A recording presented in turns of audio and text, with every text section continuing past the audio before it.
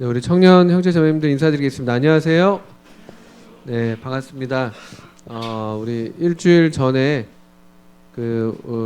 MT를 우리가 함께 했었네요. 그렇죠? 그게 일주일밖에 안 됐다는 게 참 놀랍습니다. 그게 좀 오래된 것 같은데 불과 한 주밖에 되지 않았습니다. 또 이렇게 또 그 좋은 주님께서 주시는 복을 함께 누리고 또 오늘 같이 이렇게 모여서 참 기쁩니다. 오늘 3분반인가요? 분반의 날을 먼저 가진 3분반 청년들은 어제부터 오늘까지 1박 2일 동안 지금 광란의 분반의 날을 보내고 있는 것 같습니다. 그래서 오늘 제가 알기로는 한 저녁 되어서 이렇게 돌아오는 걸로 알고 있어요. 8시나 돼야지. 그래서 지금 청년회는 함께하지 못하는 것 같습니다. 그렇게 알고 있고요.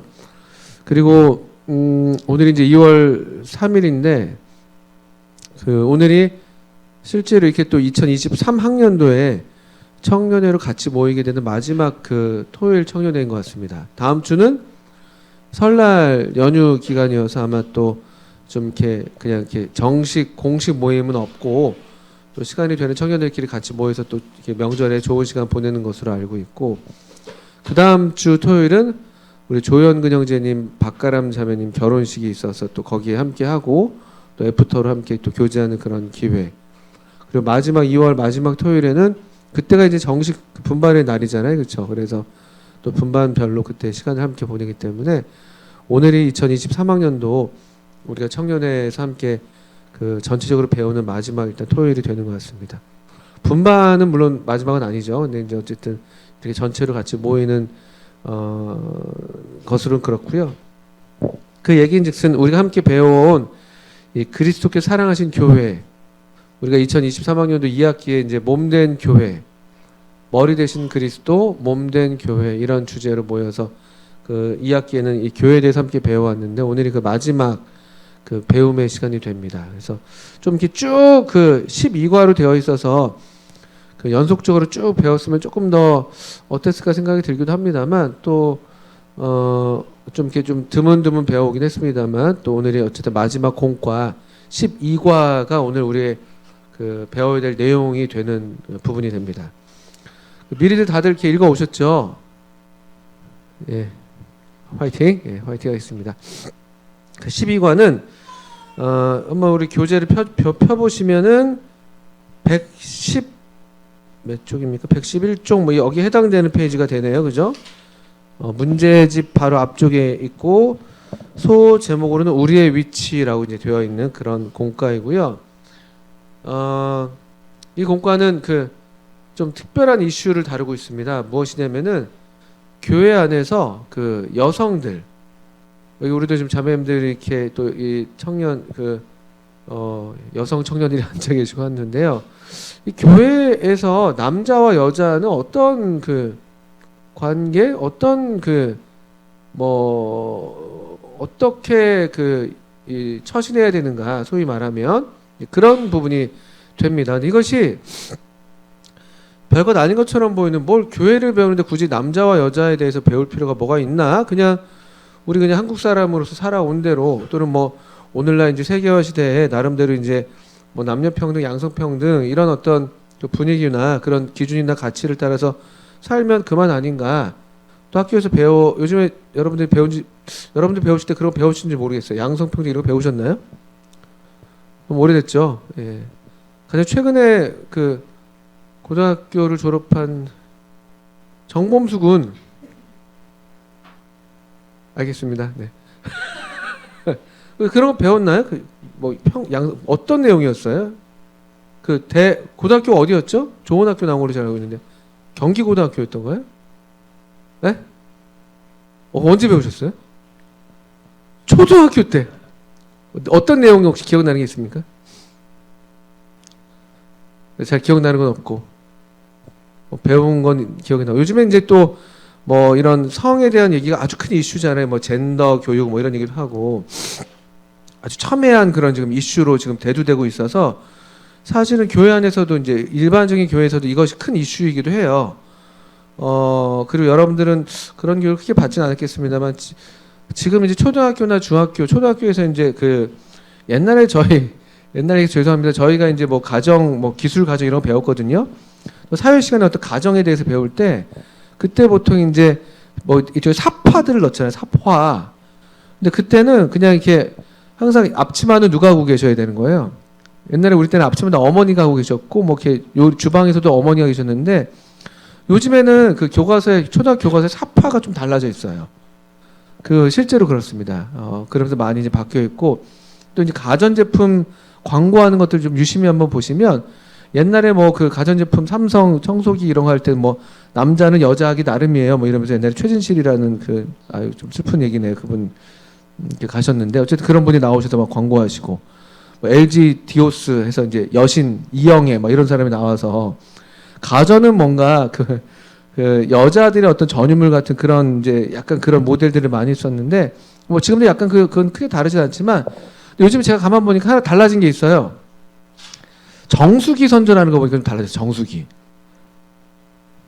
그죠? 정수기 요즘에 여자들 잘 안 나오시는 것 같아요. 다 남자들 막 젊은 막 그 아이돌 애들이 나와가지고 정수기랑 아이돌이 무슨 상관이에요, 사실은. 근데 이제 어쨌든 나와서 막 선전해요. 약간 이런 것들이 조금씩 바뀌어가는 그런 추세가 뭐 없지 않아 이게 반영되는 게 아닌가 싶은데 이게 이제 그냥 뭐 그러니까 제가 지금 드리는 말씀 그냥 이렇게 사회가 여러 모양으로 이 어떤 분위기가 달라지고 교육을 그 해나가고 있고 뭐 이런저런 그런 제도들이 생겨나고 있고 그런 것에 따라서 우리가 그냥 해 나가면은 한 사회 구성원으로서 이제 충분하지 않은가. 근데 왜 굳이 교회에서 이 교회를 배우는데 이 특별히 남자와 여자에 대한 이런 배움이 필요한가? 이런 이제 이슈가 이제 생깁니다. 근데 흥미로운 것은 여러분 먼저 디모데전서 3장을 한번 다시 한번 펴보시겠습니다. 이 하나님의 교회, 우리가 교회를 배우는데 이 교회가 사람들이 고안해낸 사람들이 이렇게 어떤 뭐 그냥 이런 우리의 어떤 일반적인 상식이나 가치관에 따라서 적당히 모여있는 어떤 사람들이 고안해낸 사람들의 조직이 아니기 때문에 이게 그래서 이 중요한 이슈가 되는 것인데 디모데전서 3장 16절 한번 다시 한번 보시면 읽겠습니다. 3장 15절 읽을게요.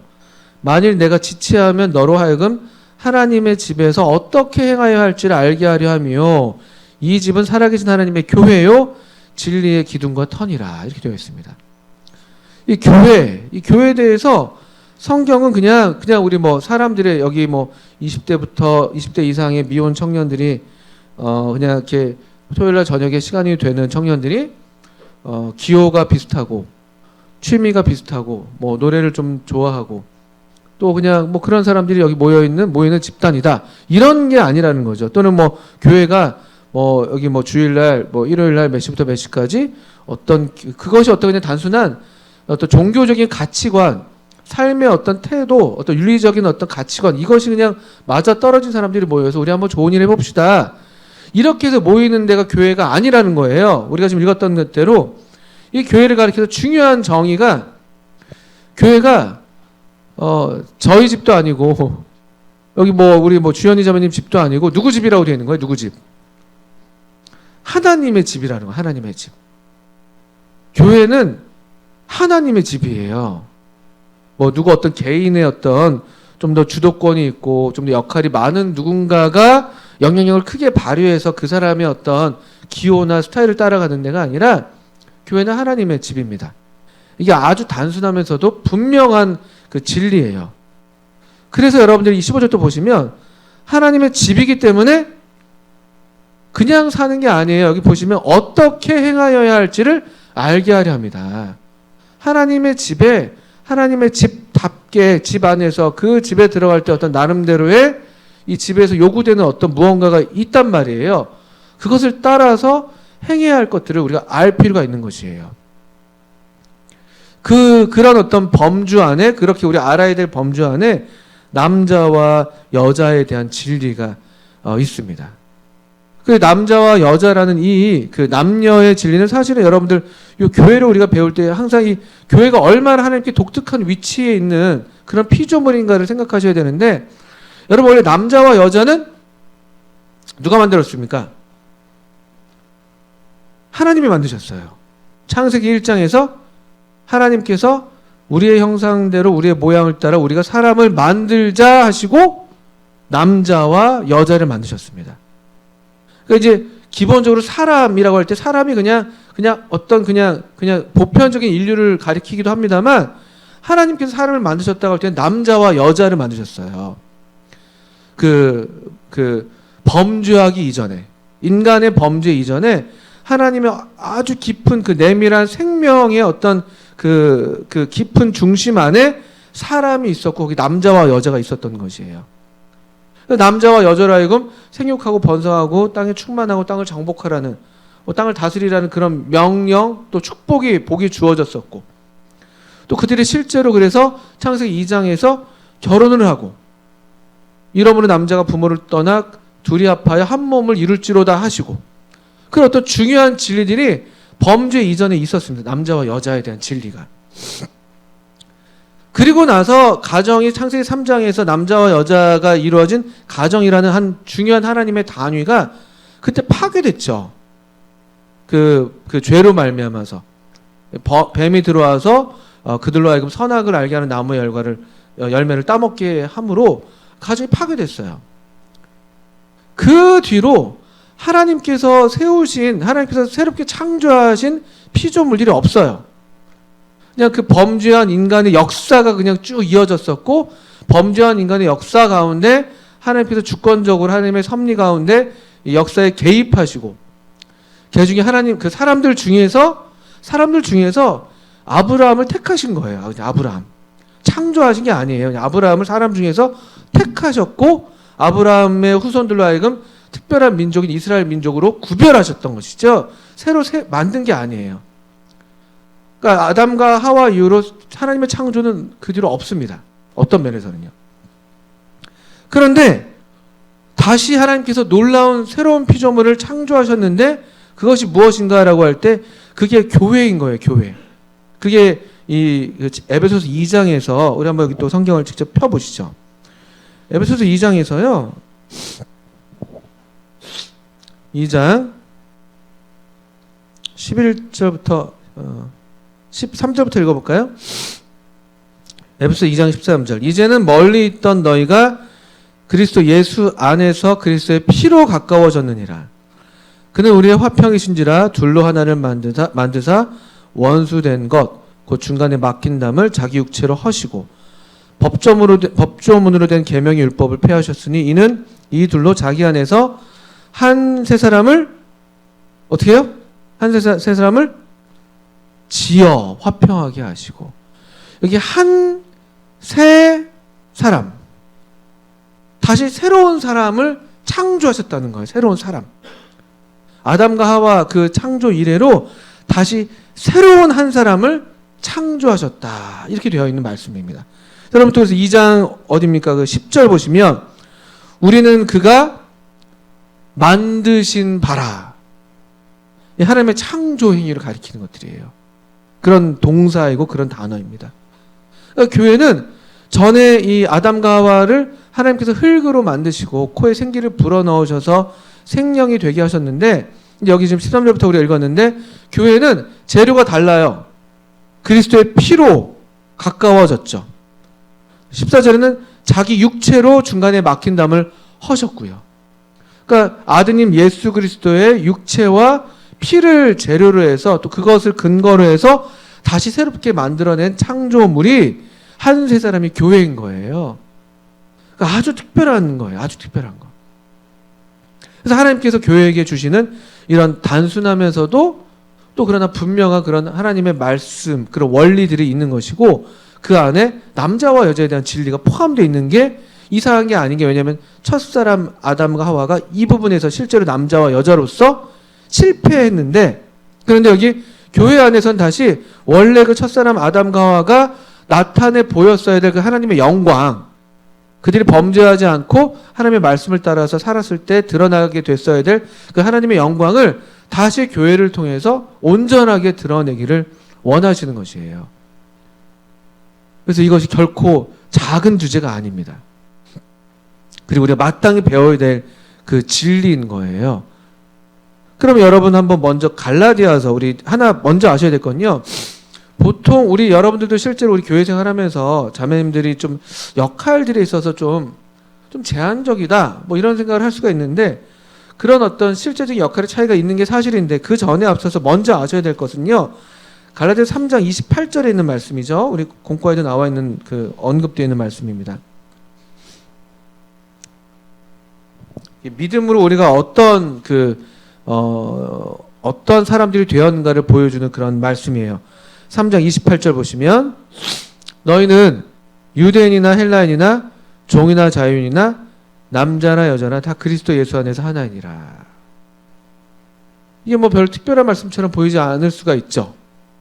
근데 여러분 이거는 사실 그 20세기 중반까지만 해도 이 말씀이 우리 인류 사회에 실현되지 않고 있었던 것을 여러분들이 알고 있을 겁니다. 그 미국의 누굽니까? 흑인 인권 운동을 하셨던 분.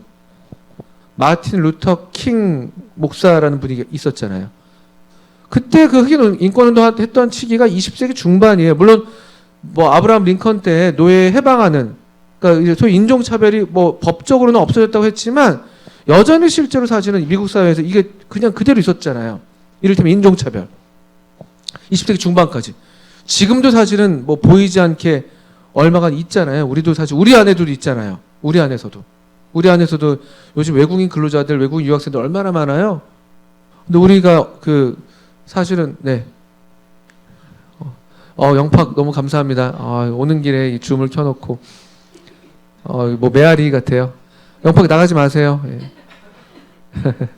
우리 안에도 여전히 이런 것들이 실제로 있잖아요. 그런 뭐 말 그대로 인종차별도 있는데 이제 그런 이게 20세기가 돼서도 오늘날에도 여전히 이런 어떤 차별적인 것들이 우리 사회에 사실 팽배해요. 오죽하면 그 차별금지법이라는 것들이 계속 이슈가 되고 있는데 거기에 이제 독소적인 것들이 있어서 또 반대하는 또 목소리가 있는 건데 근데 여기 28절 말씀은 여러분 이건 1세기예요. 1세기. AD 한 60년, 55년에서 60년경에 갈라디아서가 기록됐다고 얘기하는데요.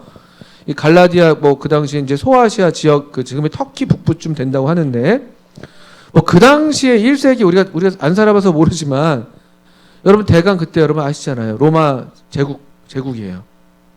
그 노예 로마 제국의 그 신분제도 로마의 뭐 원로원이든 또 그런 뭐 상류계층들의 그런 그 화려한 삶이 있었고 반면에 정말 그냥 쇠사슬에 매여가지고 그리고 그 당시에도 흑인들이 그렇게 노예가 됐었죠. 또 그 밖에 뭐 점령당한 그 피정복 국가의 그 백성들이 다 보통 노예가 되고 실제로 노예가 있었고 이 노예가 있었던 시대에 그 성경 시대는 노예가 있었던 때거든요. 많은 그리스도인들 중에서 많은 사람들이 노예인 사람들이 많았고 우리 누굽니까? 그 빌레몬서에 나오는 오네시모 같은 사람도 종이었어요. 빌레몬의 종. 그런데 이제 도망쳤다가 이제 로마에서 바울을 만나서 이렇게 주님 믿게 됐던 것이잖아요. 실제로 이 뭡니까 그 노예와 종들과 자유인이 있는 시대예요. 또 실제로 인종적으로 유대인과 헬란이 딱 있어서 아주 엄격하게 구분된 삶을 살고 있었죠. 피차가 유대인은 더 심했고 이방인에 대한 어떤 배타하는 태도들, 배제하는 것들. 그리고 여기 종과 자유인이 있었고 남자나 여자나 여기 또 되어 있는데 남자가 여자가 또 여기 왜 언급되냐? 이게 말하자면 이런 차별적인 어떤 사회의 어떤 단면에 대표적인 하나의 예를 좀 들고 있는 것들이 세 영역인 거였어요. 인종적으로는 유대인 중심의 사회, 또 유대인들이 비록 그들도 이제 그 힘이 없는 뭐 그 국가적으로는 힘이 없는 그런 사람들이었지만 그 혈통에 있어서 엄청난 그런 배제를 일삼는 그런 삶의 태도, 유대인과 헬라인. 그리고 자유인과 종, 이거는 아주 정말 극복 불가능한 거의 차별의 단면. 그 차별의 단면에 또 하나가 뭐가 있냐면 남자와 여자가 있었던 거예요. 여자는 여러분들 그 당시에 로마 시대 때 여자들의 투표권이 있었던가요? 제가 여기서 배웠던 기억으로는 꽤 오랫동안 없었을 겁니다. 그래서 어느 시점 가서 이제 여성들의 투표권을 주어지는 게 그것도 한참 뒤에 일 겁니다. 여성들의 투표권 없었습니다. 여성들 그 남성에게 부속되어 있는 그냥 하나의 그 남성의 어떤 재물 중에 한 요소. 여러분 잘 아시겠지만 복음서 시대 때 유대인들에게도 그건 마찬가지예요. 여자들은 수를 셀 때 세지 않았었어요. 이스라엘 백성들도 마찬가지예요. 구약 성경에서 여러분들 20세 이상의 남성들을 세죠. 그게 그냥 문화예요. 여자들은 그 사람이 아니었어요. 사실은요. 어떤 면에서는 그런 면에서. 이것도 사실은 이 남녀 차별의 문제가 뭐 오늘날에도 사실 또 있잖아요. 오늘날 여전히 남아있는 문제잖아요. 여러 면에서. 또 어떤 정치인들은 계속 이런 뭐 젠더 문제를 갖고 또 막 이슈화를 하면서 뭐 투표 표 계산을 하고 뭐 그런 얘기들도 들리잖아요, 여러분들. 뭐 그런 얘기인데, 그런데 중요한 건 뭐냐면요. 이 3장 28절 이 말씀을 하면서 이 믿음으로 말미암아서 그리스도로 옷 입은 우리가 다 이런 것들이 다 이런 차별, 이런 어떤 벽들, 이런 배제나 이런 선들이 다 무너졌다는 거예요. 남자와 여자 다 하나다. 종과 자유자가 하나고, 유대인과 이방인들이, 헬라인들이 하나고, 주 안에서 어떤 차별도 없어요. 이거는 그대로 뭐 혁명적인 그런 메시지인 거예요. 이거 어떻게 우리가 실감할 수 있을지 모르겠어요. 완전히 혁명적인 메시지인 거예요. 여자들 다 군대 가야 된다, 이런 거랑 비슷한 거예요. 죄송합니다. 네. 다 이런 거예요. 엄청난 파장을 일으키잖아요. 그런 것만 해도요. 엄청 혁명적인 메시지입니다. 그러니까 이 복음 메시지가 가져온 우선적으로 여러분 꼭 아셔야 될 게 뭐냐면요. 많은 사람들이 오해하는 거예요. 성경의 가르침은 너무 고루해, 너무 그 유교적이야. 심지어 그렇게 보이죠. 유교적인 이제 그런 면들이, 유교가 본땄겠죠, 사실은. 그 근동 문화에서 그대로 온 거니까. 그런데 복음이 가져온 혁명적인 그런 이 메시지와 이 실제적인 어떤 효력은요, 대단한 것이었습니다. 그러니까 그 당시에 이제 교회로 모여요. 그 당시에 1세기에 보통은 저녁에 모였습니다. 저녁에. 실제로 저녁에. 그 성경을 보니까 보통 저녁에 모여서, 왜 저녁에 모이는가 봤더니만, 여러분들 유대인들의 그 날짜 계산은 여러분 그 저녁부터 다음날 저녁까지가 하루잖아요. 되게 참 생각해 볼 만한 그런 계산법이에요. 창세기에서도 저녁이 되고 아침이 되니 첫째 날이에요. 그렇죠? 그런 어떤 그 시간 계산이 있습니다. 우리랑 지금 우리는 아침이 딱 돼야지 뭐 그날이 시작됐는데, 유대인들은 그렇지 않았습니다. 그런 어떤 유대인들의 어떤 시간을 계산하는 법도 달랐거니와, 또 실제로 여러분들 아까도 말씀드렸지만 많은 그 그리스도인들이 대부분 종들이 많았거든요. 그래서 퇴근하고 모이는 거예요. 안식구 첫날에. 안식구 첫날. 퇴근하고, 뭐 퇴근이라고 해야 될까? 하여튼 그렇게 모였다고 그러죠, 보통. 그래서 저녁에 모여있는데 여러분 떠올려 보시면 되는 거예요. 여기 낮에는 주인님이 계셔. 낮에는 정말 주인님이야. 근데 사장님, 직장 이런 개념이 아니에요. 노예와 주인이니까요. 그리고 옛날에 많이 막 하고 그런 거 있잖아요. 막 그런 거 그렇게 하는 거. 낮에는 주인님인데 저녁에 왔더니만 여기 주인님, 형제님이 계셔. 여기 노예 형제님이 있어. 여기 낮에는 보통의 사람 취급 당하지 않는 여자가 여기 앉아 계시고, 자매님이 계시고, 여기 또 이렇게 하면서 뭐 그렇게 헛기침하는 또 형제님이 앉아 계시고, 여기에 또 아주 그 유대 그 율법에 정통한 유대인 형제님 계시고, 여기에 아주 그냥 이방 문화 속에서 쩌들어 살고 있는 헬라인 또 이방 형제님이 계시고, 근데 그런 사람들이 저녁에 다 모여 있는 거예요. 그 서로를 대하는데 이 당시에 로마 이런 어떤 그 주고받는 말들에서 어떤 높임법이 있었는지 모르겠지만 아주 서로를 귀하게 여기는, 이 주인인 형제가 종인 형제에게 형제님 식사하셨습니까? 이러는 거예요. 실제로. 파격적인 거예요. 그런 모임이 이 시대에 있을 수가 없는 거예요. 있을 수가 없는 어떤 한 새로운 형태의 모임이 생겨난 거예요. 이거는 그대로 이 모임을 지켜보는 사람들에게도 엄청난 충격인 거예요. 여기 이 28절 말씀 그대로를 여러분 잘 새겨두셔야 돼요. 우리도 마찬가지예요. 그러니까 이게 복음의 정신이고, 복음이 이런 우리 모두를 그리스도 안에서 다 하나가 되게 하는, 다 우리가 하나님의 아들이라는, 하나님의 자녀라는 이 동등한 신분을 받았다는 이 진리, 이것이 이 교회의 근본인 거예요. 하나님의 생명이죠, 생명. 그러니까 우리 중에 이런 차별이 있을 수가 없는 거예요. 차별한다는 것은 복음의 정신에서 복음과는 아주 거리가 먼 거예요. 예수님의 그 모습과는 영 거리가 먼 거예요. 그래서 잘 새겨두셔야 돼요. 잘 새겨주셔야 됩니다. 오늘날의 교회로서 우리가 특히나 더 또 우리 서울 북부교회는 특히나 더 이거 잘 새겨두셔야 될 필요가 있어요. 어떤 차별도 여러분 하나님의 교회는 그래서 어울리지가 않습니다. 그러니까 그것만큼 복음과 거리가 먼 게 없어요. 주님은 어떻게 해서든 우리를 다 하나로 그분 안에서 다 하나가 되게 하시는 일이 복음의 우리 주님께서 하신 일이에요. 십자가로 아까 우리 에베소서 본 것처럼요.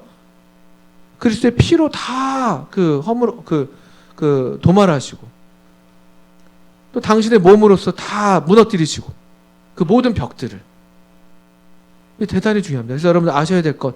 그래서 성경에서 또 먼저 우리가 남자와 여자에서 배울 때 또 교회의 진리 안에서 남자와 여자를 배울 때 먼저 꼭 아셔야 될 건요. 가치에 있어서는 너무나 존귀한 그 가치에 있어서는 전혀 남녀가 차이가 없다는 걸 꼭 아셔야 됩니다.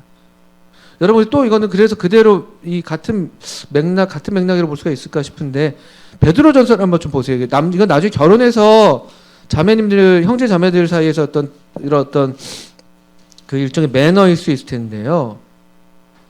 베드로전서 3장 7절 한번 보십시오. 3장 7절. 그러니까 이제 남자들이 오늘날 옛날 우리나라 그 유교적인 어떤 남존 여비가 있어서는 안 되는 거예요. 3장 7절을 보시면 이거 남자들한테 주시는 말씀인데 남편들아 이와 같이 지식을 따라 너희 아내와 동거하고 그를 더 연약한 그릇이요 또 생명의 은혜를 함께 이어받을 자로 알아? 7절 보세요. 뭐라고 되어 있습니까? 알아? 어떻게 하라고요? 자매님들이 많이 읽으시네요. 귀히 여기라. 아내를 귀히 여기라는 거예요. 아내를. 근데 우리 대한민국 남자들이 이거 잘 못하잖아요. 잘 못했거든요. 우리 앞선 세대 부모님들은요. 그냥 아내들을 얼마나 함부로 여기는지 사실 그렇거든요. 좀 부끄럽지만 우리 대한민국 문화가 또 우리도 얼마나 그런 걸 보고 자라는 게 있고. 근데 성경에서는요. 귀히 여겨라. 아내를 귀히 여겨라. 이거 굉장한 사실 도전적인 말씀이에요. 형제님들 그렇다고 또 이렇게 자매님들 치마폭에서 놀라는 건 아니에요. 남자로서 중요한 어떤 또 하나님께서 주시는 그런 위치와 역할이 있는데 그것도 배우겠습니다만 이 남녀가 얼마나 피차가 소중한지 이건 사실은 뭐 남녀의 문제도 아니죠. 사실은 모든 사람에 대한 태도예요. 모든 사람에 대한 태도. 얼마나 소중한 다 그 가치 있는 분들인지 누구도 함부로 여기서는 안 돼요. 그래서 특별히 이제 남녀에 있어서도 이거 먼저 여러분 꼭 아셔야 될 것이고 이것이 복음의 메시지였다는 것이고 실제 복음이 낳은 교회가 그 당시엔 얼마나 놀라운 충격적인 그런 그 모임이었을지를 상상해 보시면 좋습니다. 그러니까 유대인들도 이게 마음에 들지 않는 거예요. 왜냐하면 어떻게 이 거룩한 백성 유대인인 우리가 어떻게 저 더러운 이방인들과 어울리고 있지? 유대인들도 이게 마음에 안 들어. 또 웬만한 또 이렇게 상류계층 사람들 마음에 안 들어. 어떻게 우리 같은 좀 이 사람들이 어떻게 저렇게 하찮은 사람들이랑 같이 할 수가 있어. 저 천한 것들이랑. 또 보통 남자들도 마음에 안 들어. 어떻게 저렇게 여자들과 함께 어울려가지고 같이 상을 나누고 같이 동등한 위치에 서로 존중하고 이거는 있을 수가 없었던 모임인데 교회는 그런 곳이라는 것이죠. 이렇게 먼저 여러분 하나님의 교회에 있어서 남자와 여자가 분명한 이런 가치에 있어서 너무나 동등하고 너무나 존귀한 그런 분들이라는 걸 알 필요가 있습니다. 그 다음에 이제 그렇지만 여러분들도 아셔야 될 게 뭐냐면요. 가치에 있어서는 동등하지만 성경에 또 그 성경을 보면요. 남녀의 역할과 또는 위치에 있어서는 차이가 있어요. 이것도 성경적인 진리입니다. 이거 오늘날 이제 학교에서 가르치지 않는 내용이에요. 학교에서는 그렇게 가르치지 않아요. 남자와 여자가 서로 그냥 하기 나름이죠. 다 할 수, 남자가 할 수 있는 거 다 여자도 할 수 있고, 여자가 할 수 있는 거 다 남자도 할 수 있고. 물론 그런 능력에 있어서 할 수 없다 이런 건 아닐 거예요. 그러나 하나님께서 기본적으로 우리에게 이 남자와 여자, 특별히 이 하나님의 교회 안에서 남자와 여자, 또 하나님의 이 복음 진리를 따라서 순종하는 백성들에게 기대하신 남자와 여자들에게는요, 역할과 위치에 있어서 어느 정도 차이가 있습니다. 아주 쉬운 예로 여러분 에베소서 5장을 보시면요, 남자와 여자들에게 주시는 명령이 달라요. 우리 결혼할 때 이 말씀 서약할 때 많이들 이제 그 묻고 답하는 그런 내용입니다. 다음 주에 우리 조영근 형제도 이거에 대해서 답할 겁니다. 박가람 자매도 답할 것이고. 근데 보시면 5장에 보시면 22절에 보시면 아내들이여 자기 남편에게 뭐라고요? 복종하라는 거예요. 복종. 또 근데 반면에 25절이요. 남편들아 아내를 어떻게 하래요? 아내 뭐하라고요? 아내 사랑하기를. 물론 다 사랑하죠. 기본적으로 사랑하는 거죠. 우리가 이제 사랑이라고 넓게 보면 말할 수 있지만 근데 이게 콕 집어서 특정한 어떤 그 대상인 아내에게는 주어지는 명령은 복종이에요. 복종. 그게 위치인 거예요. 위치 그냥. 또 남편은 사랑하라는 거예요. 사랑. 아내를. 사랑에 좀 더 그러면 다 사랑하는 거 아니냐라고 할 때 특별히 그 부연 설명된 것들이 다 있지 않습니까? 25절에 남편의 사랑은 뭐냐면요. 남편이 아내들에게 해야 될 사랑은 그리스도께서 교회를 사랑하시고 교회를 위해서 자신을 주심같이 해라. 자기 희생적인 사랑하라는 거예요. 남자들에게는. 왜냐면 남자들이 희생을 안 하니까. 남자들이 그 결혼 전에도 물론 그렇거니와 결혼하면 얼마나 이기적인지 몰라요. 아내들보다 남자들이 보통 더 이기적이거든요. 결혼해 보시면 압니다. 허성이 지금 그렇지 않습니까? 참 착잡한 심정으로 끄덕일 수밖에 없습니다. 성경은 우리를 알아요. 성경은 우리를 알아요. 남자들의 연약은 뭐냐면요. 희생하지 않아요. 둘 다 똑같이 직장 갔다 와서 피곤해 죽겠는데 요리 누가 해요 보통은. 요즘 이제 많이 바뀌었지만 아내가 하고 설거지 아내가 하고 또 쓰레기 다 아내가 버리고 음식물 쓰레기 아내가 버리고 요즘 좀 밖에서 음식물 쓰레기는 남편들이 많이 하신다며요. 그 음식물 쓰레기 할 때 남편들이 만난대잖아요. 1층에서 다 씁쓸하게 담배 한 대씩 물고 우리는 아니지만 물고 퍽퍽퍽하고 이제 급하게 막 들어가고 막 추우니까. 근데 남자들이 보통 그 남편들에게 주시는 명령은 사랑하라는 거예요. 그리고 그 사랑은 뭐냐면 또 그 29절에 보시면 남편들이 아내 사랑하는 모습이 또 무슨 모습인가 보면요. 양육하고 보호하는 것이죠. 양육하고 보호하는 것. 아내에 대해서도요. 우리가 이제 여기 이제 비유가 자기 육체에 대해서 사람들이 본능적으로 자기 육체를 자라게 하고 잘 먹이고 보호하는 것처럼 그렇게 자기 아내를 양육하고 보호하라는 명령이 주어져 있어요. 그러니까 아내에게 주신 명령은 남편에게 주신 명령은 아내를 사랑해라. 근데 사랑의 모양은 자기 희생적인 것. 그리고 아내가 잘 이렇게 성장할 수 있도록 양육하라는 거예요. 또 아내를 잘 지켜주고 보호해주고. 이게 남편에게 주어진 역할인 거예요. 역할. 위치, 역할. 남편은 아내를 위해서 희생해야 되고 또 아내를 잘 이렇게 더 아내가 아내답게 그 사람답게 될 수 있도록 잘 도와주고 또 아내를 잘 지켜 보호해주고. 남편의 역할이 달라요. 근데 아내는 또 어떻습니까? 아내는 아까 그냥 남편에게 복종해라. 복종. 역시 이것도 아는 거예요. 이 아내들이 또 이 연약이 있는 것이죠. 여자들도 기본적으로 이 복종하지 않는 그런 성향이 있어요. 그게 실제로 그 하와가 범죄했을 때 하나님께서 그 범죄로 말미암은 결과잖아요. 하와에게 주님께서 말씀하실 때 네가 남편을 사모할 것이지만 그러나 실제로 누가 너를 다스릴 것이다. 남편이 너를 다스릴 것이다. 이렇게 얘기합니다. 사모한다는 말이 남편을 너무 막 좋아하고 막 이런 남편에 대한 사랑이 크다 이런 의미가 기본적으로 있긴 하지만 그래서 남편을 주장하고 싶은 마음이 있는 거예요. 아내들이, 여자들이. 내 남편이, 내 남자이길 바라고. 나한테만 잘해주기를 바라고. 그건 뭐 당연한 얘기인데 제가 왜 이런 얘기를 하냐면 남편이 하나님의 일에 드려지는 것에 대해서 아내들이 어려워하는 면들이 있어요. 하나님의 사람으로 더 드려져야 되는데 그런데 이 남편이 내 어떤 내가 바라는 대로 다 되어주기를 더 원해서 그것이 이제 갈등의 요소가 되는 그런 요소들이 있거든요. 그래서 어려운 일이지만 그렇게 어려운 거기 때문에 명령으로 주시는 거예요. 그래서 남편에게 복종해라. 그러면서 또 24절에 보시면 교회가 그리스도에게 하듯 아내들도 범사에 자기 남편에게 복종해라. 범사에. 이런 명령이 다르게 주어진 것만 봐도 여러분 남자와 여자에게 기대하시는 하나님의 어떤 또 하나님의 어떤 명령, 질서, 위치, 역할이 다른 것을 알 수가 있습니다. 우리가 그게 유추해 볼 수가 있고 또 실제로도 사실이에요. 근데 여러분들 주의할 건 뭐냐면 자매님들은 이 아내들에 대한 명령만 제발 받아주세요. 남편들도 제발 남편들에 대한 명령만 받으시면 되는데 이 문제가 항상 이 말씀을 갖고 들이대는 거죠. 여보, 이 말씀 보시오. 그래서 이제 또 싸움이 납니다. 말씀은 항상 자기한테 적용하시면 돼요. 나에게 해당되는 거. 남편들은 그 앞쪽 말씀 다 잊어버리세요. 아내들 이거 잊어버리세요. 네, 저도 잊어버리고 있어요. 몰라요. 제가 무슨 말인지 모르고. 남편들, 내가 그 희생적으로 살아야 되는구나. 아내를 귀히 여겨야 되는구나.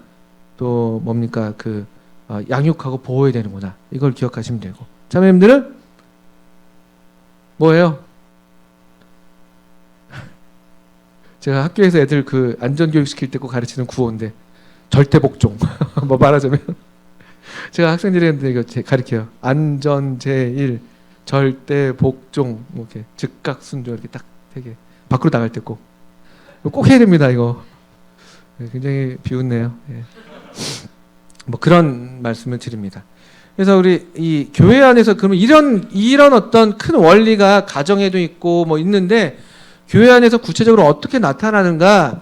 아까 우리 디모데 3장이 그 중요한 그 하나님의 집에서 어떻게 행할 것을 알려주는 그 성경이 디모데전서라고 우리가 배워왔는데 디모데전서 2장을 보시면요 아주 구체적으로 그럼 실제로 교회 안에서 교회를 모일 때 어떻게 하나님의 이 질서 하나님께서 기대하시는 그 첫사람 아담과는 실패했지만 다시 새 창조에서는 그렇게 되기를 바라시는 그 모양 그래서 어떻게 하나님께서 그 하나님의 영광이 드러나기를 바라시는가를 우리가 볼 수가 있는 게 디모데전서 2장에서 보시면요.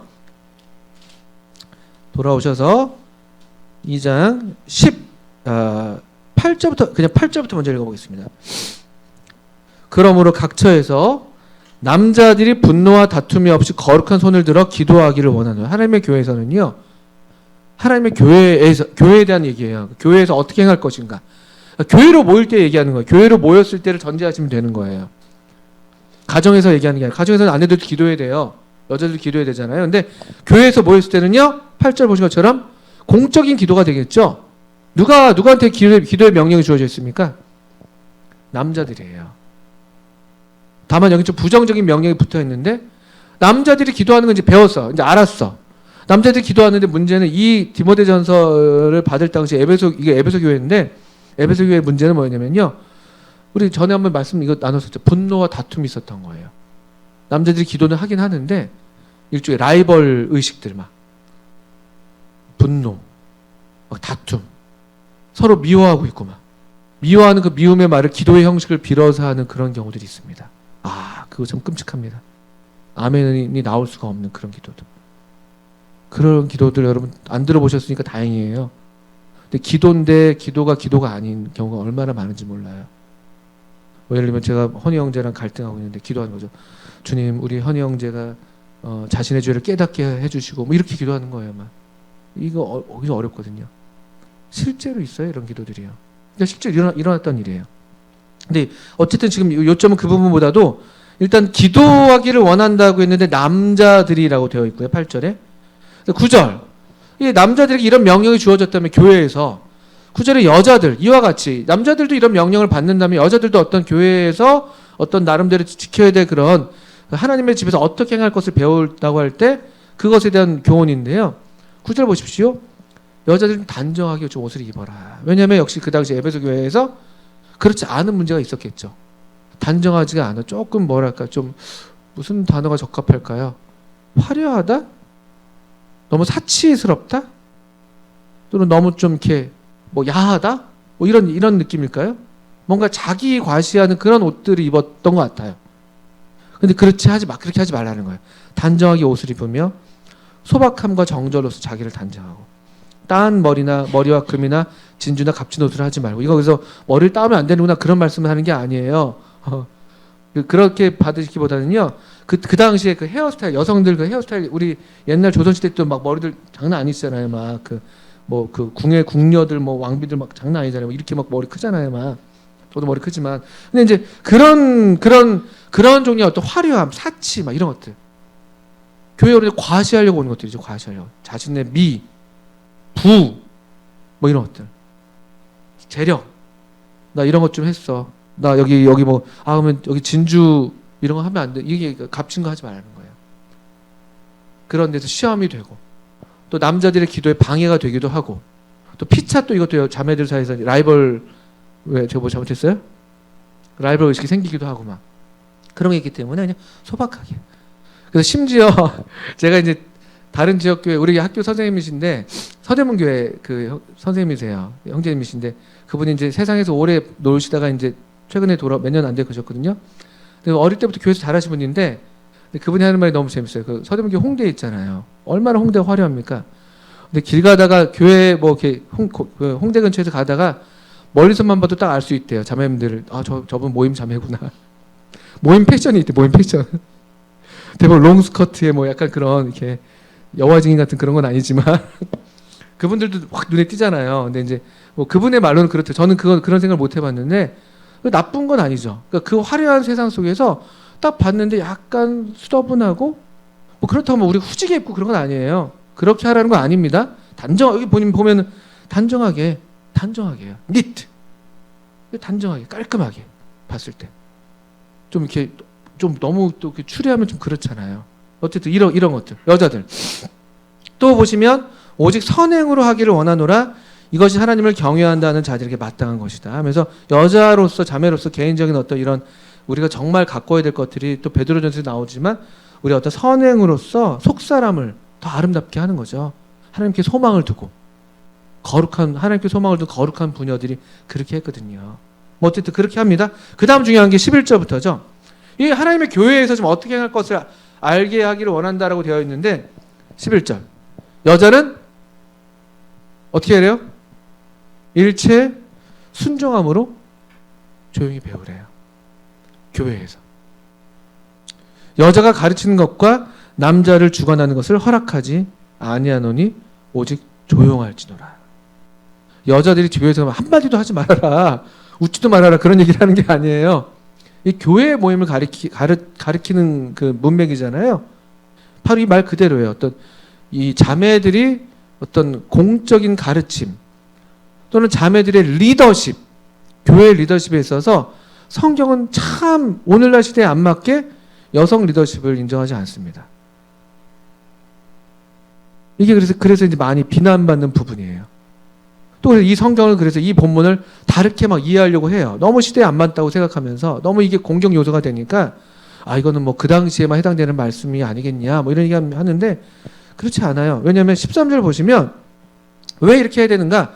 그냥 이것이 그냥 그 문화에만 해당되는 게 아니라 그냥 이 남녀의 창조의 어떤 그 이야기가 그 배경이 되는 것이에요. 이는 아담이 먼저 지음을 받고 하와가 그 후며 창조의 순서고 질서죠. 아담이 먼저예요. 하와가 그 후입니다. 그리고 하와는 여러분 기본적으로 아담을 위해서 돕는 배필로 지어졌잖아요. 돕는 배필로. 이게 창조 질서고 목적이었거든요. 그러니까 그 위치라는 것을 다시 분명하게 밝히고 있는 것이에요.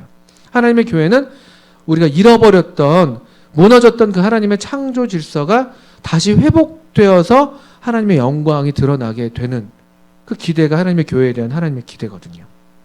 또 두 번째는 14절 또 보면 아담이 속은 것이 아니고 여자가 속아 죄에 빠졌습니다. 이건 무슨 얘기냐면요. 그 하와가 다 잘못이 있지. 하와 때문에 아담이 죄를 졌으니까 이러면서 어떤 그 모든 책임을 다 하와한테 전가하는 게 아니라 요 창조 질서가 무너졌을 때 죄가 들어온다는 거예요. 하와가 아담의 이 질서 아래에 있었다면은 이런 어떤 하나님의 질서가 파괴되는 것이 없었을 텐데 이 질서에서 벗어났기 때문에 벗어나는 순간 이 범죄하게 됐고 하와를 통해서 죄가 들어오게 됐고 그래서 하나님의 영광이 무너져 버린 거잖아요. 그 얘기를 하는 거예요. 그러니까 이게 아주 시험적인 면이 많아요. 왜냐하면 실제로 교회 안에서 잘 보시면요. 형제님들 여기 많이들 계시지만 뭐 대부분 또 우리 학교에서도 많이 경험하지 않습니까? 저도 학교에서 애들 보는데 남학생 여학생 같이 가르쳐요. 남자애들 진짜 후지거든요. 아시잖아요. 엄청 후져요. 막 사람이 아니에요. 막 중학교 막 말도 하나도 못 알아. 무슨 장난 아니에요. 근데 여자애들은 좀 빠르잖아요. 성숙하고 또 말귀도 알아듣고 막 반응도 엄청 좋아. 막 제가 어제 졸업시켰는데 막 편지 받는데 다 여학생들이 편지 써요. 선생님 말씀이 너무 감사했습니다. 남자들 말씀은 무슨 뭐 말씀이에요. 선생님 다음부터는 좀 야외 수업 좀 많이 하게 해주세요. 이런 거 쓰고 그냥 말거든요. 책 운동 뭐 또 국어 선생님들 맨날 축구하자 그러고 막 이래요. 막 보면은 대부분 그래요. 영적으로도 비슷해요. 비슷한 여기 지금 여기 앉아 있는데요. 주님을 되게 사모하고 사랑하고 주님께 순종하는 그런 그 분들이 자매님들이 훨씬 더 많을걸요. 솔직한 얘기로. 그래서 매일 말씀 있는 형제님들 계셔요. 우리 고독현 형제님 너무 좋아요. 우리 분반에서 항상 올려주십니다. 아무도 반응하지 않아요. 제가 하트 남깁니다. 너무 좋아, 너무 좋아. 우리 분반 오늘 뭐 통독 시작하는 것 같은데 몇 분 계세요. 계시죠? 좋죠. 근데 모르긴 몰라도 자매님들이 훨씬 더 성경 많이 읽을걸요. 저만 봐도 그래요. 저희 집사람 막 뭐 맨날 통독하고 있어요. 맨날 녹음하고 통독하고 막. 어쨌든 그래요. 보통 보면요, 형제들의 어떤 신앙 뭐 이 어떤 이런 것들이 조금 떨어져 보이는 게 있어요. 근데 참 희한해요. 근데 하나님이 남자들에게 리더십을 허락하셨어요. 여자들이 얼마나 뛰어납니까? 근데 남자들에게 리더십을 허락하셨어요. 왜냐하면 이게 원래 하나님의 질서니까.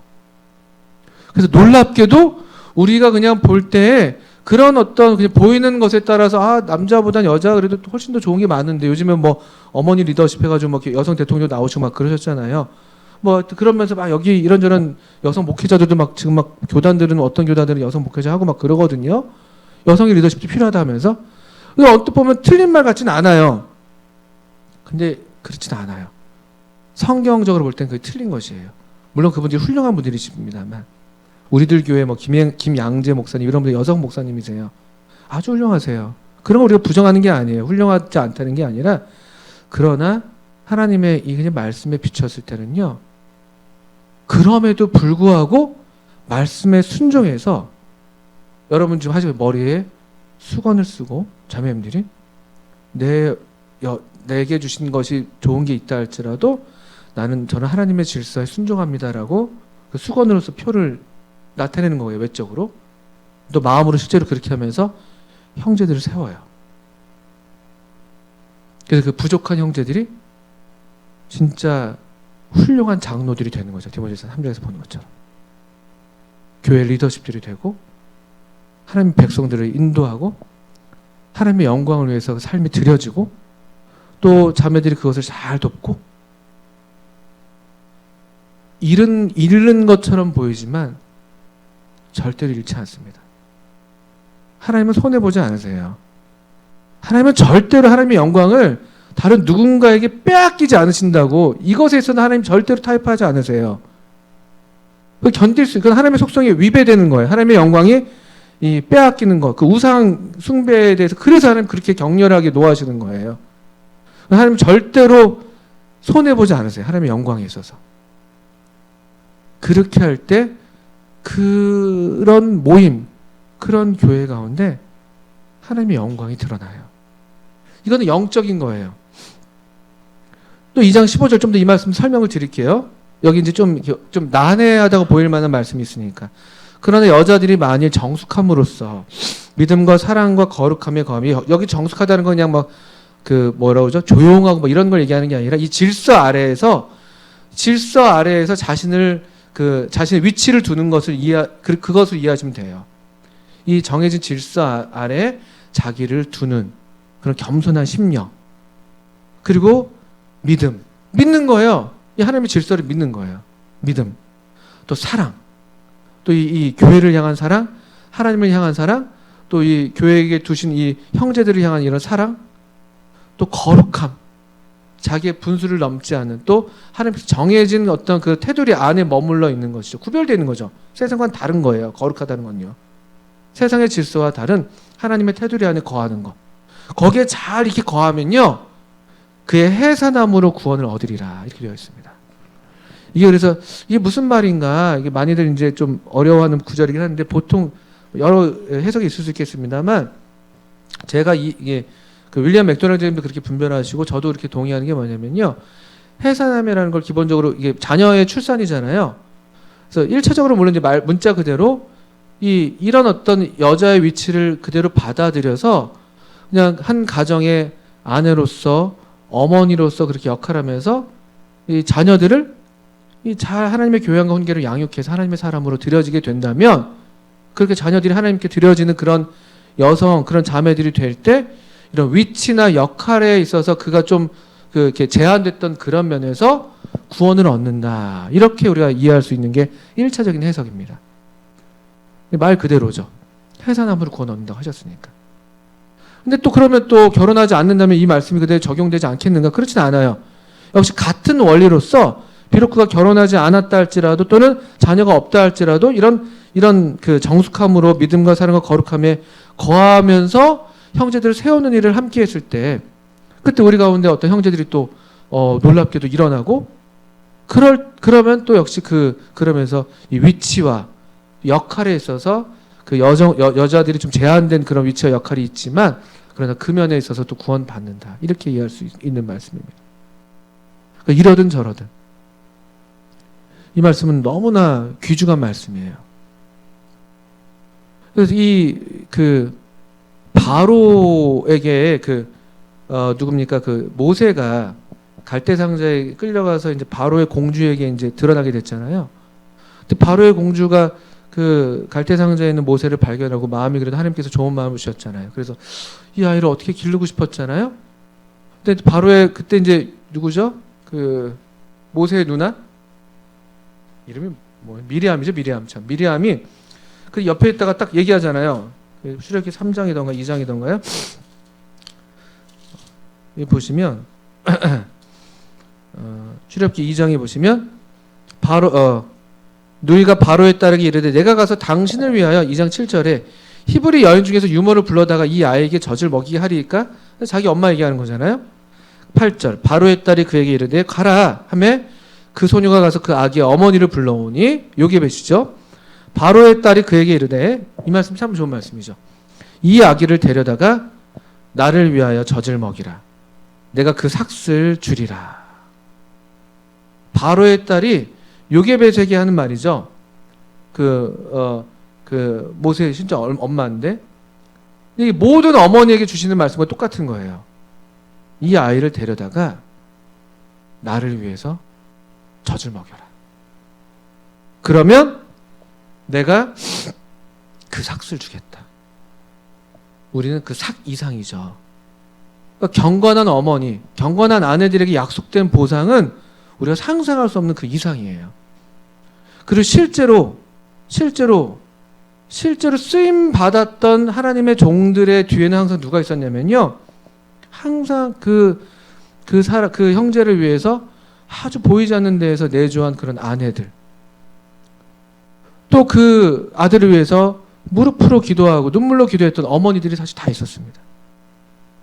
그런 여인들이 없고서는 절대로 하나님의 사람들이 있을 수가 없어요. 이게 실제로 사실이에요. 그리고 대부분 우리 모든 그 형제님들이 다 고백일 거예요. 수요일날 아까 간증 얘기하셨는데, 그 앞서서 우리 도연이 아버지 간증하셨거든요. 이등훈 형제님, 그 중국 분이신데 그때 간증하시면서 형제님 싫어하는 말씀이 있다고, 남자들이 여보 부족한 남편을 만나서 참 고생이 많소 이런 거, 왜 부족한 남편 만나서 고생이 많은 얘기를 하냐, 아내를 위해서 더 잘해야 된다. 제가 그 마음을 너무 이해하면서도, 근데 또 그 말을 하는 그 말도 너무 제가 공감이 가는 거예요. 부족한 남편 만났죠. 그래서 고생하죠. 또 비슷해요. 다 이게 부부만의 문제가 아니잖아요. 부족한 형제들이 좀 부족할 수도 있고. 그런데 자매님들이 이 질서 안에서 형제들 계속 세우고 격려하고 또 좀 견뎌주고 이러면서 하나님의 사람들이 빚어지는 거예요. 그럴 때 그 형제가 어떤 그 하나님께서 쓰셔서 받게 되는 그런 상이 있다면, 그것을 위해서 견뎌주고 기다려주고 격려해준 자매님들과 또 그 공동체에게 주시는 상들은 그 이상일 수도 있습니다. 이런 말씀을 꼭 드립니다. 같은 맥락에서 고린도전서 14장이에요. 고린도전서 14장에서도 제가 너무 시간을 많이 썼네요. 이 말씀 보고 정리하겠습니다. 11장에서도 이제 머리에 수건 쓰는 것에 대한 말씀을 주시고 계셔서, 여러분 이 말씀도 잘 이렇게 보셔서 조금 약간 이해가 안 되는 부분이 있다 손 치더라도 성경의 해석의 원리는 항상 이래요.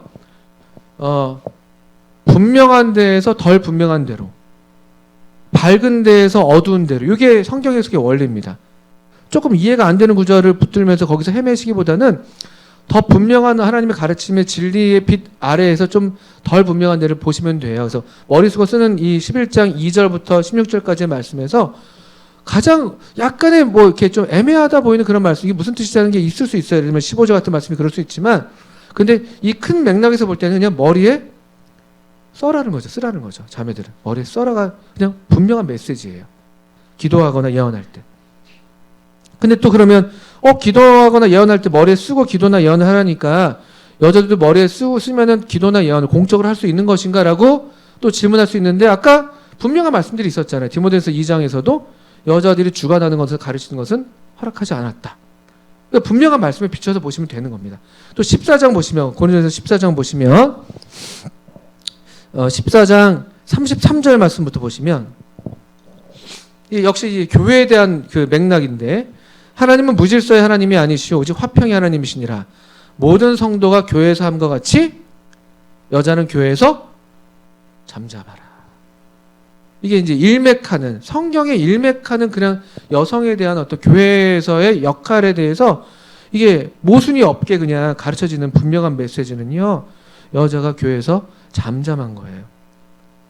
그들에게는 말하는 것을 허락함이 없나니 율법에 이른 것 같이 오직 복종할 것이요 만일 무엇을 배우려거든 집에서 자기 남편에게 물을지니 여자가 교회에서 말하는 것은 부끄러운 것이라. 이렇게 얘기하고 있죠. 이거 다 말한다는 것은요, 그냥 한마디로 하지 말라 그런 게 아니에요. 공적인 어떤 그런 언행을 얘기하는 거예요. 갑자기 질문이 있다고 손 들고 자매님이 질문하는 거 아니라는 거예요. 그럴 때는 여기 보면 이제 가정이 있다면 남편에게 남편의 권리 안에 있는 거기 때문에 집에 가서 남편에게 물어보라는 것이고.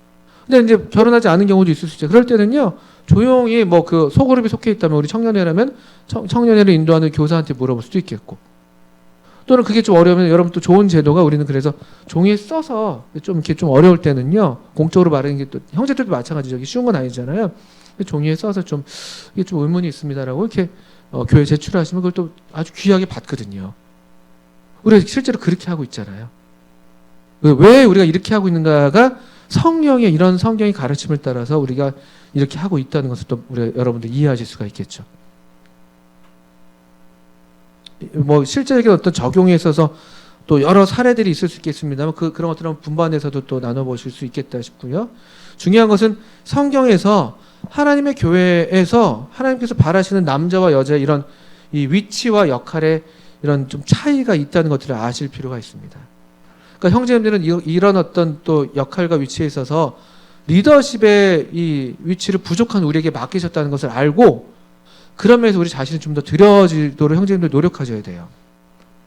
형제님들 여전히 계속 후진 상태에서 이것만 계속 들이대면서 여자들은 조용하시오 이러면요, 그건 참 어려운 일이 돼요. 그러니까 우리 형제님들도 더 전심전력하셔서 또 진보를 나타내 주시고, 또 자매님들은 좀 부족하지만 형제님들이 계속해서 어떤 크고 작은 리더십을 발휘할 때 적극적으로 또 이게 격려해 주시고 또 이렇게 도와주시고 항상 우리가 돕는 위치에 있어서 이제 그렇게 하면서 하나님의 교회가 하나님의 교회답게 화평하게 품위 있게 질서 있게, 여기 14장에 나오죠. 14장 40절 보시면, 이거 물론 이제 남녀만의 문제가 아니라 이제 방언이나 예언에 대한 문제도 있었는데, 모든 것을 품위 있게 하고 질서 있게 하라, 이런 말씀이 주어져 있어요. 하나님의 교회니까 이 어떻게 그럼 품위 있고 질서 있게 하냐? 그냥 하나님의 말씀대로, 말씀이 우리의 유일한 기준이 되면요, 그냥 질서가 잡히는 거잖아요. 근데 말씀을 이렇게 하는데 여기 되어 있는데 다 다르게 이해하고 다 자기 생각대로 그냥 하고 자기 감정이 제일 중요하고, 그러면 질서가 없어져요. 품위가 없어지고 하나님의 교회가 하나님의 교회답지가 않게 돼요. 근데 조금 내가 이해가 안 되지만, 조금 내가 좀 발도 좀 불합리한 것처럼 보이지만, 또 그러다가도 이런 말씀의 원리를 따라서 하나님 앞에서 우리 자신을 이렇게 두면 하나님께 소망을 두는 거예요. 그게 믿음이에요. 믿음. 내 생각보다 내 지혜보다 하나님의 말씀이 더 옳겠지. 더 오르신 뜻이 있겠지. 내가 다 이해는 못하지만. 그게 믿음이잖아요. 그런 게 믿음이거든요. 그러니까 이 하나님의 교회는 인간 지혜로 되는 게 아니에요.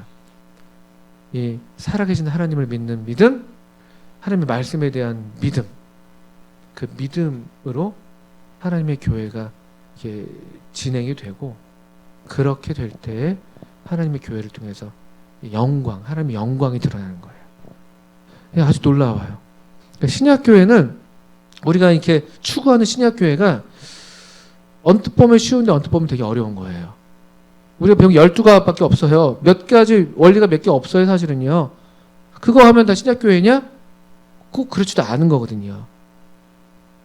그런 이 원리들을 정말 우리가 성령님을 가르침을 받아서 그 말씀대로 이렇게 순종하게 될 때 참된 신약교회가 되는 것이고, 그리고 우리 교과의 마지막 부분에 나와 있는데, 오늘날의 이제 이 기독교계의 현실이 이 신약교회에서 상당히 멀어 있는 게 사실입니다. 저는 사실은 일반 교계에 대해서 상당히 저는 긍정적인 마음을 갖고 있는 사람이에요. 개인적으로는 저는 그렇게 말할 수가 있는데, 그럼에도 불구하고 이 하나님의 표준에 비춰봤을 때는 우리가 잘한다 이건 아닌데, 그럼에도 불구하고 여전히 아주 멀어요. 인간의 지혜가 더 많이 횡행하고 있고, 말씀대로 하면 안 될 것 같으니까 그 말씀은 이렇지만 하면서 못하는 게 많아요. 그래서 항상 말씀대로 하는 사람들은 어떻게 보면 소수입니다. 소수. 그걸 이상하게 여기지 마세요. 영문 밖으로 나아가지 이렇게 그 마지막에 그 아주 강조하고 계시는데요. 히브리서 13장에 나오는 말씀이에요. 영문 밖으로 그에게 나아가자. 주님은 어디 계시냐면요, 항상 중심에 안 계십니다. 이 세대 가운데는요, 영문 밖에 계세요. 근데 우리 인간의 어떤 본성은 항상 중심을 지향해요. 세상의 중심이 내가 되어야 되고, 우리 교회가 중심이 되어야 될 것만 같고, 왜 뭐 어떤 분들이 얘기해, 왜 소위 이런 브레들은, 왜 모임은 이렇게 교세가 약합니까? 왜 이렇게 기독교계에 영향을 주지 않습니까? 그런 것들은 우리의 소관이 아니에요. 우리는 그냥 순종하냐 안 하냐가 우리의 소관이고요. 우리가 순종할 때, 우리가 거룩하게 될 때, 삼손이 그랬던 것처럼요, 삼손의 능력의 근원은 삼손의 실제 뭐 체격에 있는 것도 아니었고 그의 외모에 있는 게 아니었어요. 성별됨, 긴 머리. 이상하잖아요. 남자에게 긴 머리 있는 게 자기에게 수치가 되는 거라고 지금 실제로 가르치고 있는데, 나시린들은 긴 머리를 하라고 하니까 긴 머리를 한 거예요. 근데 그게 능력의 근원이에요. 능력의 근원은 거룩함, 순종에 있어요. 엘리야 시대에도 많은 선지자들이, 거짓된 선지자들이 그 이세벨의 식탁의 주위에서 막 몇백 명씩 모여 있었단 말이에요. 그게 센터예요. 거기 힘이 있어 보이니까. 근데 엘리야는요, 디셉 사람 엘리야는 어디 듣도 보지 못한 저기 어디 먼 데 가가지고 이세벨 그 왕비의 식탁이 아니라 과부가 내어주는 걸로 그냥 하루하루 살아가는 거. 근데 실제 참 능력이 어디에서 나타납니까? 이게 아주 중요한 원리예요.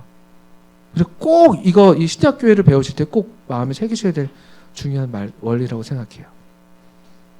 그 롯이 눈을 들어서 봤더니만, 소돔과 고모라를 봤더니만 거기가 그 애굽과도 같고 하나님의 동산과도 같았다고 얘기해요. 자기 눈에는 너무 좋아 보이죠.